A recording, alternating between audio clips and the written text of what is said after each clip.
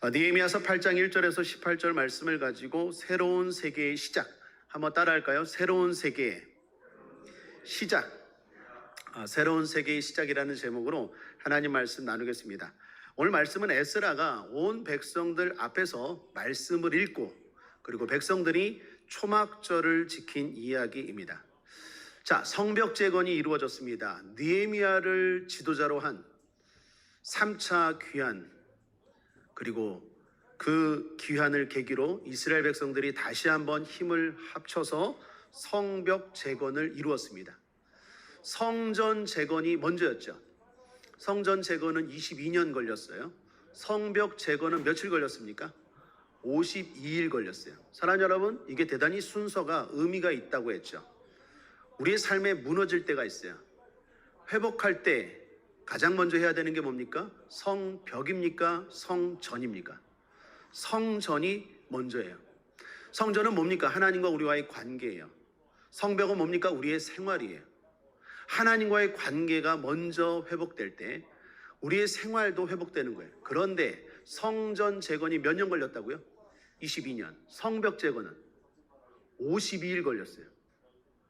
성전 재건이 훨씬 더 오래 걸렸어요. 이건 뭘 말할까요? 하나님과의 관계가 회복된다는 게 그렇게 쉽지가 않아요. 저는 목회를 하면서 이거 엄청나게 많이 깨달아요. 아무리 장로님이고 아무리 안수 집사님이고 아무리 권사님이고 아무리 믿음이 좋아도요, 그분의 예배 생활이 바뀌는 게 엄청 힘들어요. 자, 주일 오후 예배만 보십시오. 주일 오후 예배를 안 드리던 분들이 주일 오후 예배를 드린다라는 게 쉬울 것 같죠? 절대로 쉽지 않아요. 주일 오후 예배가 내 삶의 습관으로 생활로 정착된다는 게 정말로 쉽지 않아요. 새벽 예배도 마찬가지입니다. 새벽 예배 평상시에 안 드리던 사람들이 새벽 예배를 드린다? 이거 엄청나게 힘들어요.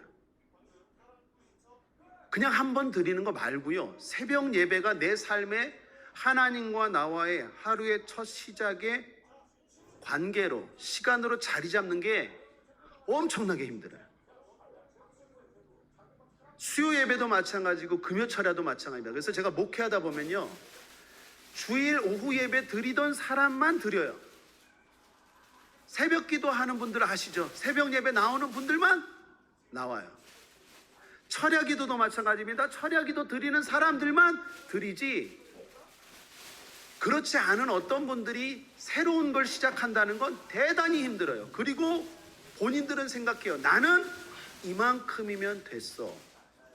이걸 바꾸고 이 생각과 태도를 변화시킨다는 게 엄청나게 힘들어요. 하나님과 우리와의 관계가 마찬가지예요. 하나님과의 우리의 관계가 다시 친밀해지고 깊어지고 끈끈해지는 건 하루아침에 되지 않아요. 이스라엘 백성들 성벽 재건, 성전 재건이 그랬어요. 근데 놀라운 건 성전 재건이 이루어지자마자 성벽은요 52일 만에 끝내버렸어요. 할렐루야. 무슨 말입니까? 하나님과 우리와의 관계만 오래 시간이 걸리지만 제대로만 되면 내 삶이 회복되는 건 한순간이에요. 믿습니까? 한순간이에요. 그런데 문제는 이게 힘들어요. 이걸 너무 쉽게 생각해요. 이걸 그냥 형식적으로 생각해요. 하나님 다 아시거든요. 이게 정말 힘들어요. 이거부터 빨리 바꿔야 돼요. 시행착오가 있어요. 힘들어요. 그러나 이 관계가 하나님과 바로 선다는 게 쉽지 않지만 그게 성공하기 시작하면 그 다음에 내 삶이 회복되는 건 한순간입니다. 52일 만에 성벽 재건이 이루어졌습니다. 그런데 그 날짜가 나와요. 며칠입니까? 6월 25일이에요.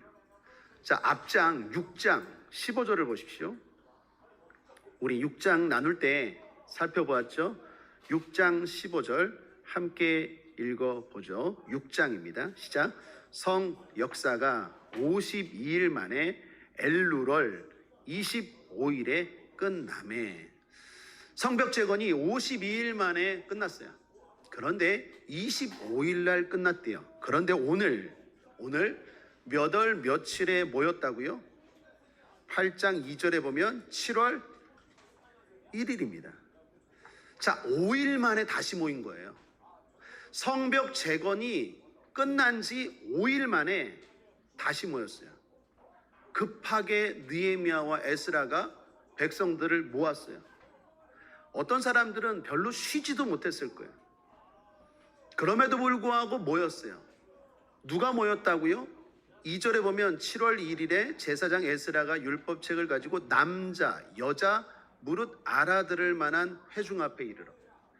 남자만 모인 거 아닙니다. 여자도 모였어요. 어른만 모인 거 아닙니다. 말씀을 알아듣는 어린이들도 모였어요. 다 모였습니다. 7월 1일에 모였어요. 7월은요 이스라엘에게 대단히 의미 있는 달이에요. 7월 1일은 나팔절이고요.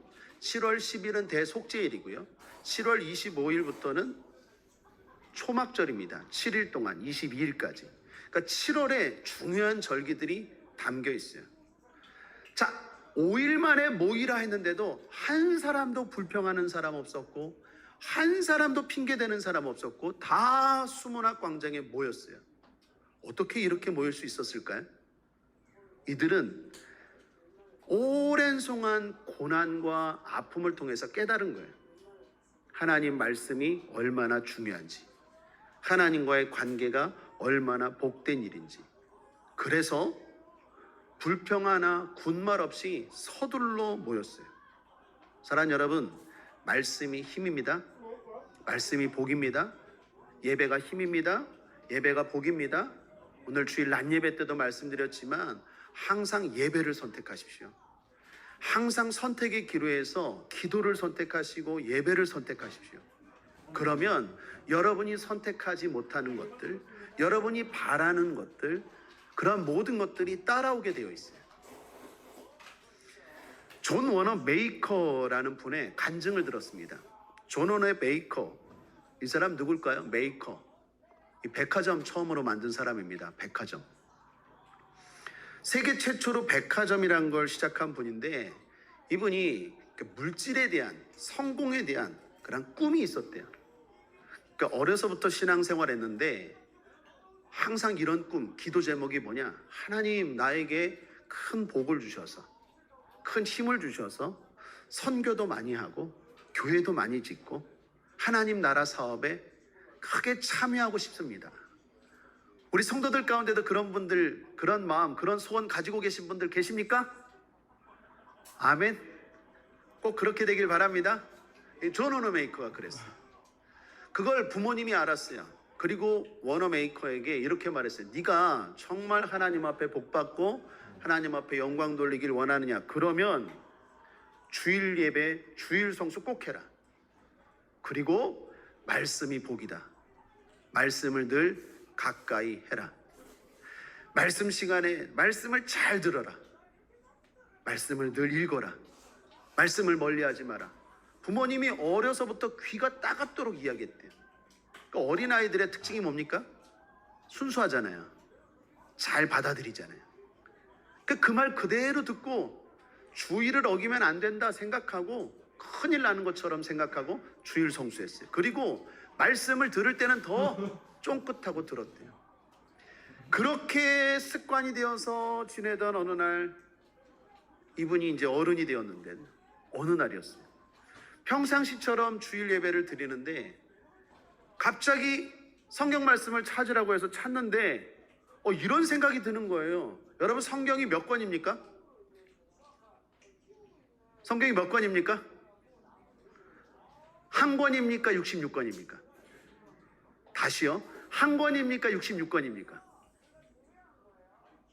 둘 다 맞아요. 66권이면서 한 권이죠.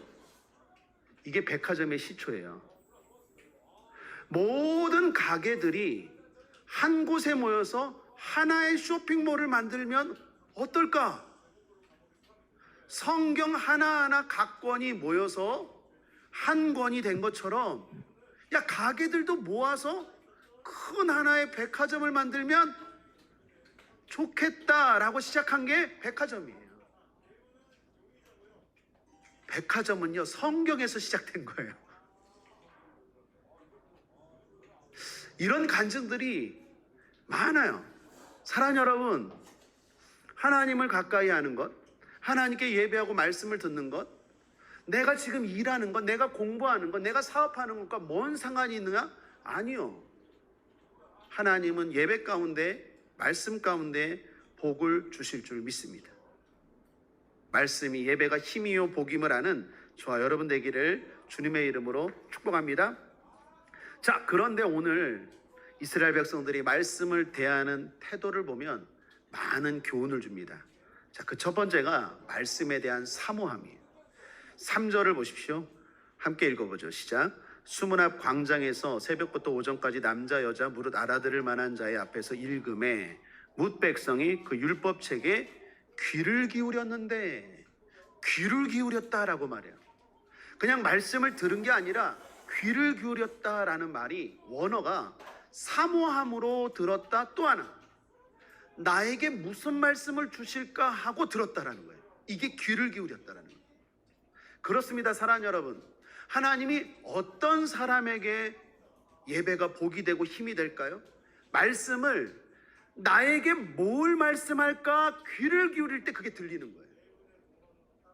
존 워너메이커 앞에서 말한 것처럼 존 워너메이커가 그냥 들은 게 아니라 분명히 오늘 설교 말씀을 통해서, 성경 말씀을 통해서 하나님이 나에게 주시는 말씀이 있을 텐데 그게 뭘까라고 생각하고 들으니까 아이디어가 임하는 거예요. 그냥 멍하고 있는데 갑자기 하나님이 지혜를 주는 게 아니에요. 많은 사람들, 예배를 통하여, 말씀을 통하여 힘을 얻고 복을 받고 지혜를 얻는 사람들을 보면 귀를 기울인다니까요. 사모함으로 들었다라는 거예요. 오늘도 하나님 말씀 앞에 사모함이 있는 저와 여러분 되기를 주님의 이름으로 축원합니다. 또 하나, 말씀에 대한 경외감이에요. 5절을 보십시오. 학사 에스라가 모든 백성 위에 서서 저희 목전의 책을 펴니 책을 펼 때에 모든 백성이 일어서니라. 모든 백성이 일어서니라. 말씀을 그냥 앉아서 받은 게 아니라 말씀을 받을 때 다 일어났대요. 여러분, 우리 교회 예배 생각해 보십시오. 주일 낮 예배 때 처음에 어떻게 합니까? 서죠. 말씀도 함께 봉독하죠. 이거예요. 말씀에 대해서 우리가 경외합니다. 그냥 앉아서 받는 게 아니라 서서 받아요. 그런데 그 다음엔 우리 앉죠. 앉아서 예배는 드리지만 하나님에 대한 경외감이 떠나가면 안 돼요. 이 경외감이 있어야 하나님 말씀이 말씀답게 들리기 시작합니다.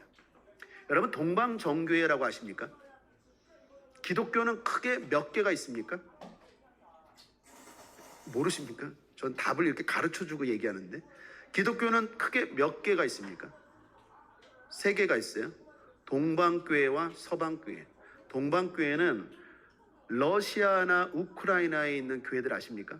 요즘 최근 뉴스에 보면 우크라이나의 정교회가, 동방정교회가 러시아 동방정교회 탈퇴시켰다고 하죠. 왜요? 러시아가 우크라이나를 침공하는 데 있어서 교회가 그걸 인정해 줬다라는 거예요. 그래서 동방교회가 러시아 너희들 정교회는 교회가 아니다. 어떻게 교회가 전쟁을 인정해 주고 축복해 줄 수 있느냐? 그건 말이 안 된다. 그래서 러시아 동방교회를 탈퇴시켜 버렸어요. 그 동유럽 쪽에 보면은 그게 다 동방교회입니다. 동방정교회라고도 말해요. 또 하나, 서방교회가 있어요. 서방교회는 2개로 나눠졌죠. 그게 뭡니까? 카톨릭과 개신교회. 그래서 기독교 하면 3개예요. 동방교회, 서방교회. 서방교회는 카톨릭과 개신교. 동방교회, 카톨릭, 개신교. 이게 기독교예요. 그런데 동방교회는요, 지금도 예배 시작할 때부터 끝날 때까지 다 서서 드린대요. 아, 저도 주일 오후 예배는 서서 드릴까 한번. 왜요? 조는 분들이 많아서. 서서 드릴까요? 동방교회는요, 예배 시작부터 끝날 때까지 다 서서 드려요. 이 사람들, 여기 오늘 느헤미야서 이 사람들처럼 일어서서 들었다고. 사랑하는 여러분, 뭡니까? 우리가 굳이 서지는 않을지라도 우리 마음에 하나님 말씀에 대한, 하나님에 대한 경외감이 있어요. 그럴 때 하나님의 말씀이 들려요. 하나님의 말씀이 임하는 줄 믿습니다. 자, 마지막 하나는 말씀에 대한 적극적인 반응입니다. 사모함으로 받아야 돼요. 하나님 오늘 나에게 무슨 말씀하실까? 또 하나 경외감으로 받아야 돼요. 그리고 마지막 세 번째는 적극적으로 반응하셔야 돼요. 6절을 보십시오. 함께 읽죠. 시작. 에스라가 광대하신 하나님 여호와를 송축하매 모든 백성이 손을 들고 아멘 아멘 응답하고 몸을 굽혀 얼굴을 땅에 대고 여호와께 경배하였느니라. 자, 말씀이 떨어졌어요. 그때 어떻게 반응합니까? 손을 들고 반응했대요. 아멘 아멘으로 반응했대요. 몸을 굽히고 얼굴을 땅에 대고 경배했대요. 자, 손을 들었다는 건 뭘 말할까요? 항복이자 요청이에요. 손을 드는 건 뭡니까? 내 힘으로 안 됩니다. 내 힘으로 뭘 해보는 게 안 됩니다라는 거예요. 하나님. 또 하나는 뭐예요? 요청하는 거예요. 우리 살려주세요 이러잖아요. 도와주세요 이러잖아요.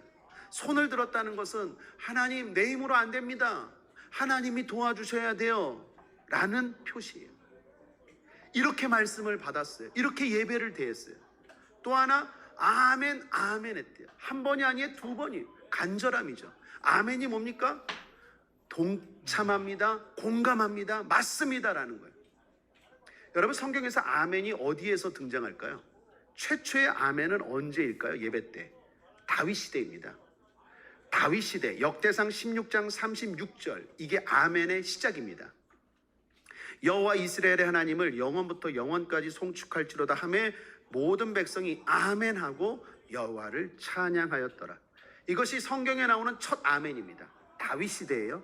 아브라함 시대도 아니고 모세 시대도 아니고 사울 시대도 아니고 다윗 시대 때 처음으로 예배할 때 아멘 이게 등장해요.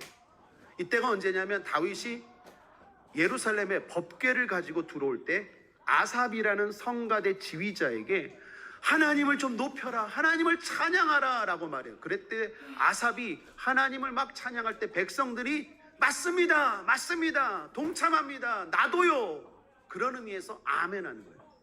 자, 구약에만 아멘이 나올까요? 신약 교회에도 아멘이 계속되었다는 증거가 있어요. 대표적인 교회가 고린도 교회예요. 바울이 고린도 교회에 말하면서 이런 이야기를 해요. 고린도전서 14장 16절에 그렇지 아니하면 내가 영으로 축복할 때에 무식한 처지에 있는 자가 내가 무슨 말을 하는지 알지 못하고 내 감사에 어찌 아멘 하리요. 자, 이 말이 나오는 배경이 바울이 방언의 은사를 받았어요. 쌀랄랄랄랄라 막 하면 사람들이 못 알아듣는 초신자들, 못 알아듣는 사람들이 있는데 방언이 좋은 거지만 방언으로만 하면 사람들이 그거 어떻게 듣고 아멘 하겠냐는 거예요. 그래서 어떻게 복을 받겠느냐는 거예요. 그러면서 아멘을 말해요. 신약교회에서도 아멘이 계속 되었다라는 것입니다. 이처럼 사랑 여러분, 말씀에 대한 나의 반응을 보여야 돼요. 말씀 앞에 반응하게 되길 바랍니다. 반응하면 말씀이 내 것이 됩니다. 흔히 말씀을 먹는다, 잡는다고 말하죠. 내가 적극적으로 반응할 때 저거 내 겁니다. 그럴 때 어떻게 해요? 손을 들든지 아멘 하든지 그러면서 그걸 붙잡는 거예요. 제가 미국에서 훈련 받을 때 흑인분들이 많은 교회에서 예배를 드린 적이 있는데 야, 그 예배가 너무 활기찼어요. 목사님 설교 한 번 하면 아멘이 한 15번은 나와요. 저기서 아멘, 저기서 아멘, 저기서 분들은 막 손 들고 아, 우리 성도들 너무 얌전한 것 같아. 손 들어도 돼요. 아멘, 아멘이십니까? 아멘이 회복되길 바랍니다. 제가 이 부분에서 초밥집이 생각났어요. 그 옛날에 어떤 성도님이 대접을 한다고 회전 초밥집으로 초청을 해서 갔는데 제가 처음 가봤어요. 초밥집에 갔는데 나는 그냥 뭐 이렇게 있으면 주는 줄 알았더니 막 돌아가더라고. 이게 그냥 돌아가요. 그래서 그냥 지켜만 보고 있었더니 그 집사님이 목사님 먹고 싶은 거 잡아요. 아, 그거 잡는 거예요? 잡아야 주는 거예요 그러더라고요. 그냥 보고만 있었더니 계속 돌아가요. 계속 이렇게 돌아가요. 내가 처음 가봤거든요. 아, 내가 이 부분에서 그 회전 초밥집이 생각났어요. 사랑 여러분, 멍하니 있으면 그냥 말씀이 돌아간다니까요. 저거 먹고 싶다, 저거 내 거다, 치료의 말씀 내 거야, 부요의 말씀 내 거야, 저거 내 겁니다. 아멘 할 때 그거 잡는 거예요. 그냥 멍하니 있으면 계속 돌아가는 거예요. 계속 돌아가는 거예요. 이스라엘 백성들이 오늘 말씀 앞에 어떻게 합니까? 적극적으로 반응했다는 거예요. 손을 들고 아멘하고 엎드리고 경배하고 가만히 있지 않았다는 거예요. 반응할 때 하나님 역사하십니다. 그러므로 사랑하는 여러분, 아멘 하십시오. 겉으로 말하기가 힘드십니까? 속으로도 하시고 더 나아가서 용기를 내어 자꾸 크게 말하십시오. 제 경험상 아멘이 클수록요 믿음도 커지는 것 같아요. 아멘이 클수록 사탄도 무서워하는 것 같아요. 이건 제 경험입니다. 기도할 때나 그리고 대적 기도할 때나 그냥 조용히 말할 때보다 뜨겁게 이야기하고 아멘 할 때 훨씬 더 내 예배가, 내 기도가, 내 찬양이 강력해지는 걸 느껴요. 우리 국제하모니의 모든 성도들 하나님 말씀 앞에 적극적으로 반응하셔서 그 말씀이 여러분 것 되기를 주님의 이름으로 축원합니다. 자, 이런 자세로 말씀을 대했습니다. 사모함과 경외감 그리고 적극적으로 말씀을 대했어요. 그랬더니 어떤 일이 일어납니까? 울었어요. 울었어. 8절 9절 함께 읽겠습니다. 시작. 하나님의 율법책을 낭독하고 그 뜻을 해석하여 백성으로 그 낭독하는 것을 다 깨닫게 하매 백성이 율법의 말씀을 듣고 다 우는지라. 다 깨닫고 울었대요. 여러분, 뭘 깨달았을까요? 첫 번째는 말씀이죠. 우리가 말씀을 많이 안다고 하지만 그렇지 않아요. 저도 목사인데요, 지금까지도 내가 깨닫게 되는 말씀들이 엄청나게 많아요. 분명히 예전에도 읽었고 설교했는데도 불구하고 또 설교를 준비하고 또 설교를 듣다 보면 깨닫는 게 많아요. 사랑하는 여러분, 말씀은 늘 어떻게 해요? 또 듣고 또 들어야 됩니다. 깨닫는 게 있어요.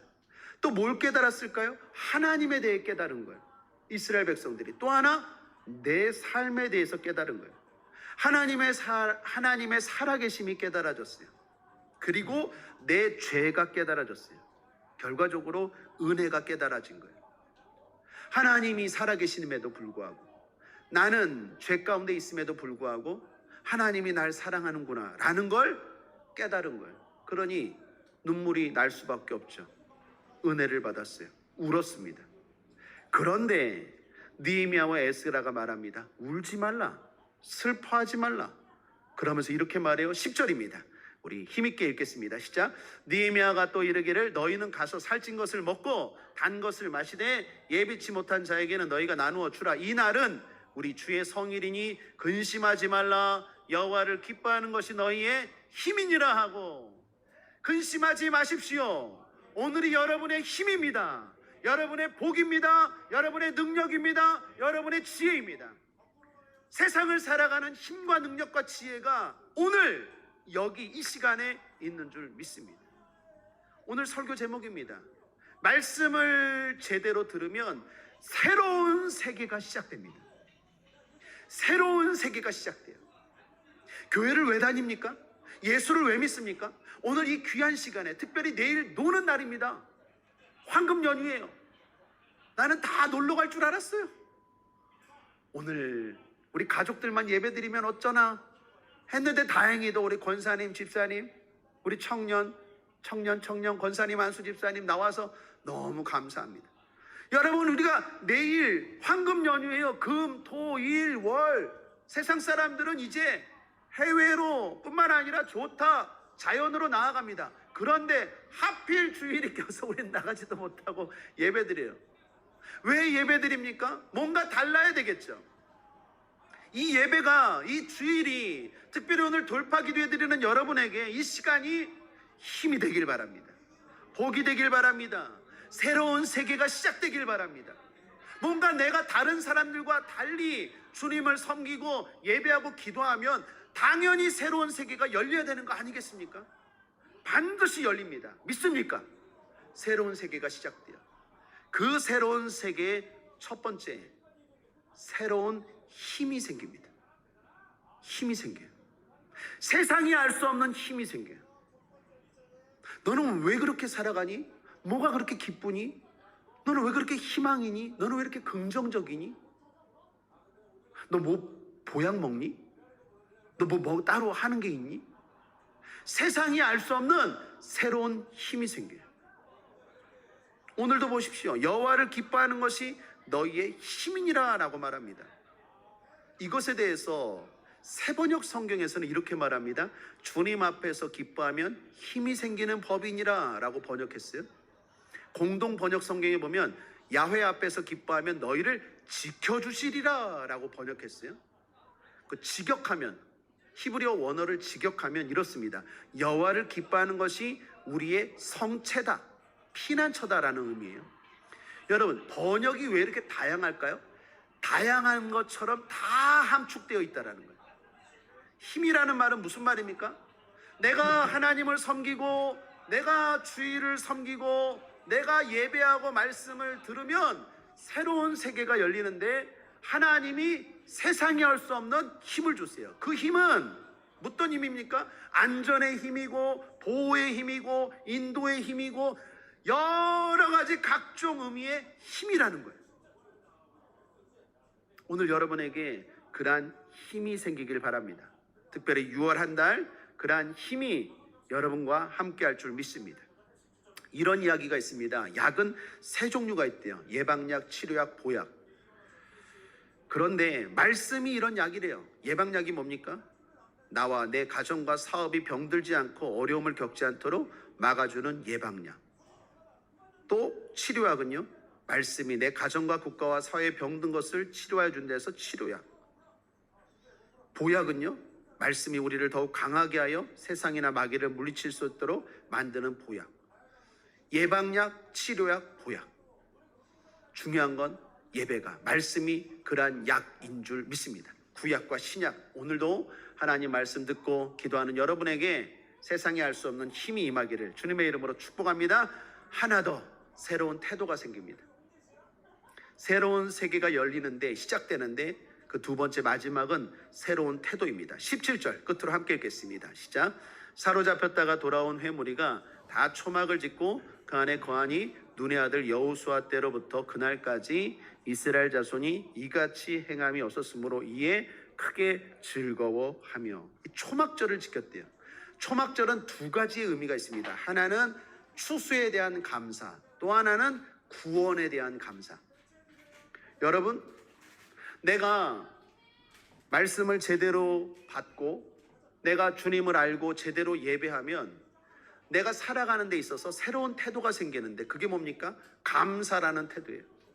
뭐에 대해서 감사합니까?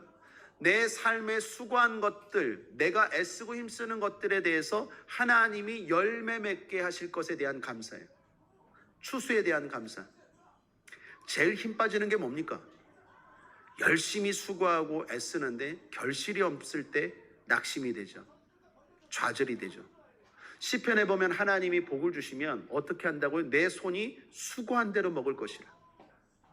수고하는데 오늘날 문제는 뭐예요? 애를 쓰는데 오늘날 문제는 뭐예요? 투잡, 쓰리잡, 열심히 일하는데 오늘날 문제는 뭐예요? 결실이 없을 때 낙심하죠. 그런데 오늘 주님 말씀합니다.